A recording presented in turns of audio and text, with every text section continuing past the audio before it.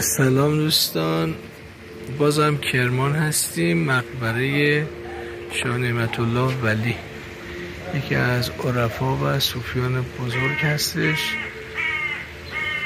که اینجا در شهر ماهان در نزدیکی کرمان 30 کیلومتری کرمان واقع شده. یک حالت روحانی و معنوی خیلی قشنگی داره و اینم مقبرش روحش شد. اسمش زیاد شنیدم، عارف به نام و بزرگی بوده و صوفیان گناباد